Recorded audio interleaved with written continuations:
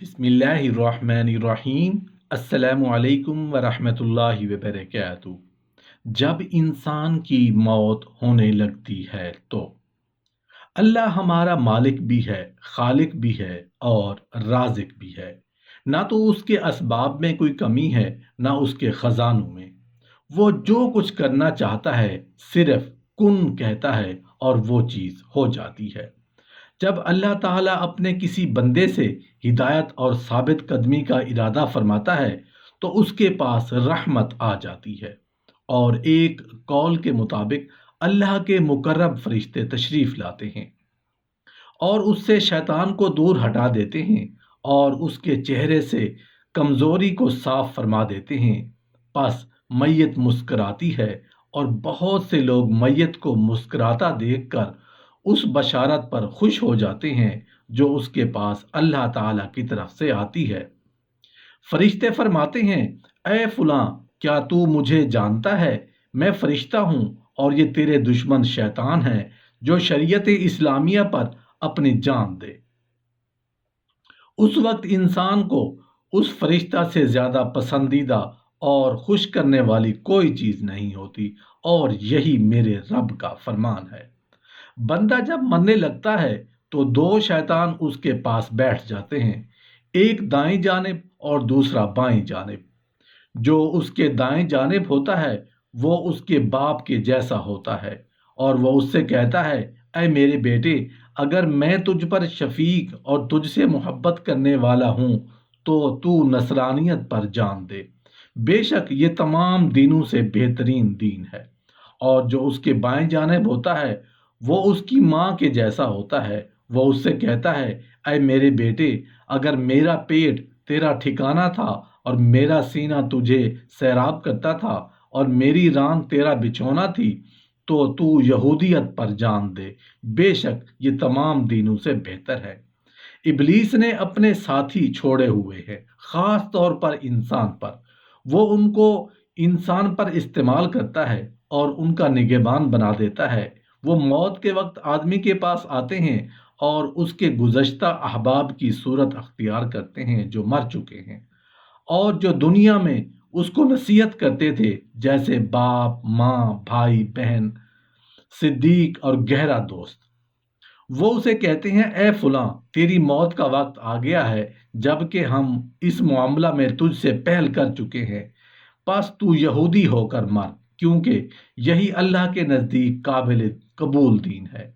अगर वो उनसे मुंह फेर ले और इनकार कर दे तो दूसरे आ जाते हैं और वो उसको कहते हैं, तू नसरानियत पर जान दे। बेशक ये मसीह का दीन है।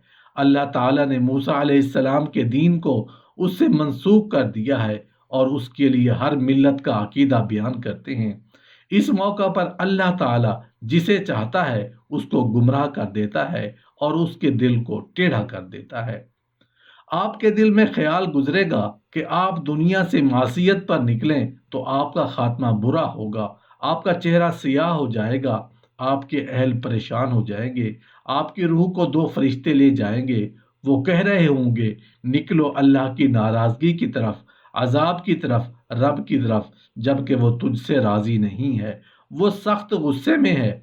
फिर उसे आसमान की तरफ ले जाएंगे और आसमान के दरवाजे उसके लिए नहीं खोले जाएंगे और वो जन्नत में दाखिल नहीं होगा, जिस तरह ऊंट सोई के सुराख से नहीं गुजर सकता। काफिर या फाजिर शख्स जब दुनिया से निकलता है और आखिरत की तरफ आता है तो आसमान से उस पर फरिश्ते उतरते हैं जिनके चेहरे सयाह होते हैं और उनके साथ सख्त और गलीज कपड़ा होता है। वो उससे उसकी निगाह के फासले तक बैठ जाते हैं। फिर मलकुल मौत आते हैं, उसके सरहाने बैठ जाते हैं और कहते हैं, ए नापाक नफ्स, निकल अपने रब की तरफ। नाराजगी और आजाब की तरफ उसके जिस्म में रूह फैल जाती है और वो उसको इस तरह खींच लेते हैं जिस तरह तर रोई से कांटेदार सीख खींची जाती है। मलकुल मौत उसे पकड़ लेते हैं और पकड़ते हैं तो एक लम्हा भी अपने हाथ में नहीं रखते, यहाँ तक कि वो उसे गलीज कपड़े में डाल देते हैं। उससे इतनी सख्त बदबू निकलती है जिस तरह जमीन पर मुर्दार की बू होती है। फरिश्ते उसको लेकर आसमान की तरफ जाते हैं। وہ جس فرشتوں کے گروہ پر گزرتے ہیں وہ کہتے ہیں یہ کس خبیث کی روح ہے، وہ کہتے ہیں فلاں بن فلاں کی، وہ اس کے دنیا کے برے ترین ناموں میں سے کوئی نام لیتے ہیں، یہاں تک کہ وہ آسمان دنیا تک پہنچ جاتے ہیں۔ وہ دروازہ کھٹکھٹاتے ہیں لیکن دروازہ نہیں کھولا جاتا۔ پھر نبی کریم صلی اللہ علیہ وآلہ وسلم نے یہ آیت پڑھی، ان کے لیے آسمان کے دروازے نہیں کھولے جائیں گے اور نہ ہی وہ جنت میں داخل ہوں گے یہاں تک کہ اونٹ سوئی کے سوراخ سے گزر جائے۔ پھر اللہ تعالیٰ فرماتے ہیں اس کا حساب کتاب تحت الثرى سجین میں لکھ دو اور اس کی روح کو دھتکار دیا جاتا ہے۔ پھر آپ نے یہ آیت پڑھی، ترجمہ، جو اللہ سے شرک کرتا ہے وہ ایسے ہے گویا آسمان سے گر پڑے، پس اس کو پرندے اچک لیں یا ہوا اٹھا کر کہیں دور دراز پھینک آئے۔ برا بن عازب رضی اللہ عنہ سے روایت ہے کہ نبی کریم صلی اللہ علیہ وآلہ وسلم کے ہمراہ ایک انصاری کے جنازہ میں نکلے۔ ہم ایک قبر پر پہنچے جو کہ لحد نہیں بنائی گئی تھی۔ رسول اللہ صلی اللہ علیہ وآلہ وسلم رو کر تشریف فرما ہو گئے۔ ہم بھی آپ کے ارد گرد اس طرح بیٹھ گئے گویا ہمارے سروں پر پرندے ہوں۔ آپ کے دست مبارک میں لکڑی تھی جس سے آپ زمین پر لکیریں کھینچ رہے تھے اور آسمان کی طرف دیکھنے لگے اور پھر زمین کی طرف دیکھتے اور اپنی نظر اوپر اٹھاتے پھر نیچے فرماتے۔ آپ نے 3 مرتبہ یہ عمل دہرایا اور فرمایا اللہ کے عذاب، قبر سے پناہ مانگو۔ 2 مرتبہ یا 3 مرتبہ آپ نے یہ الفاظ دہرائے۔ پھر فرمایا بندہ مومن جب دنیا سے نکلتا ہے اور آخرت کی طرف آتا ہے تو اس پر آسمان سے سفید چہروں والے فرشتے اترتے ہیں گویا ان کے چہرے سورج ہوں۔ ان کے پاس جنت کے کفن اور جنت کی خوشبوؤں میں سے خوشبو ہوتی ہے، یہاں تک کہ وہ اس سے تا حد نگاہ بیٹھ جاتے ہیں۔ ایک روایت میں ہے حتیٰ کہ جب اس کی روح نکلتی ہے تو آسمان و زمین کے درمیان ہر فرشتہ اس پر نماز پڑھتا ہے، اس کے لیے آسمان کے دروازے کھول دیے جاتے ہیں، کوئی بھی دروازے پر متعین فرشتے نہیں ہوتا جو دعا نہیں کرتا کہ اس کی روح ان سے پہلے ہی بلندی پر پہنچ جائے۔ جب وہ اسے لے لیتا ہے تو اس کو ایک لمحہ بھی اپنے ہاتھ میں نہیں رکھتا مگر اس کفن میں ڈال دیتا ہے۔ اس لیے اللہ تعالیٰ نے سورۃ الانعام کی آیت نمبر 61 میں فرمایا ہمارے رسول بھیجے ہوئے فرشتے اس کو لے لیتے ہیں اور زیادتی نہیں کرتے۔ اس سے ایسی خوشبو نکلتی ہے جیسے روئے زمین پر کستوری کی سب سے بہترین خوشبو ہو۔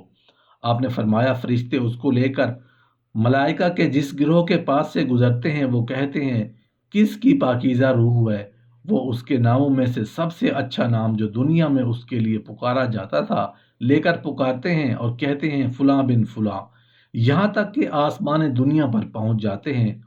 وہ دروازہ کھولنے کی استدعا کرتے ہیں جو ان کے لیے کھول دیا جاتا ہے، وہ اس کو لے کر ہر آسمان کی طرف جاتے ہیں یہاں تک کہ 7ویں آسمان تک پہنچ جاتے ہیں۔ پس اللہ تعالیٰ فرماتے ہیں میرے بندے کا اعمال نامہ علیین میں لکھ دو، اور تمہیں کیا معلوم علیین کیا ہے، جس پر مقرب فرشتے نگہبان ہے۔ پس اس کا اعمال نامہ علیین میں لکھ دیا جاتا ہے۔ پھر کہا جاتا ہے اس کو زمین کی طرف لوٹا دو کیونکہ میں نے ان سے وعدہ کیا ہے کہ میں نے ان کی مٹی سے ہی پیدا کیا اور انہی میں لوٹاؤں گا اور پھر دوسری مرتبہ زمین سے ہی اٹھاؤں گا۔ پھر اس کی روح جسم میں لوٹا دی جاتی ہے زمین کی طرف اسے لوٹائے جانے کے بعد۔ آپ نے فرمایا اپنے دوستوں کے جوتوں کی آواز سنتا ہے جب وہ اس سے مڑ کے جاتا ہے۔ پھر اس کے پاس 2 فرشتے آ جاتے ہیں جو سخت مزاج ہوتے ہیں اور اسے جھڑکتے ہیں، اس کو بٹھا دیتے ہیں اور کہتے ہیں تیرا رب کون ہے؟ وہ کہتا ہے میرا رب اللہ ہے۔ پھر کہتے ہیں تیرا دین کیا ہے؟ وہ کہتا ہے میرا دین اسلام ہے۔ پھر کہتے ہیں تیرا نبی کون ہے؟ وہ کہتا ہے میرا نبی رسول اللہ صلی اللہ علیہ وآلہ وسلم ہے۔ وہ اس سے کہتے ہیں تجھے اس کا علم کیسے ہوا؟ وہ کہتا ہے میں نے اللہ کی کتاب پڑھی، اس پر ایمان لایا اور اس کی تصدیق کی۔ وہ اسے جھڑکتا ہے اور کہتا ہے تیرا رب کون ہے؟ تیرا دین کیا ہے؟ تیرا نبی کون ہے؟ اور یہ آخری آزمائش ہوتی ہے جو بندہ مومن پر پیش کی جاتی ہے۔ اسی لیے اللہ تعالیٰ نے فرمایا، اللہ تعالیٰ ایمان والوں کو قول ثابت یعنی کلمہ طیبہ کے ساتھ دنیا میں ثابت رکھتا ہے۔ پس وہ کہتا ہے میرا رب اللہ ہے، میرا دین اسلام ہے، میرا نبی محمد صلی اللہ علیہ وآلہ وسلم ہے۔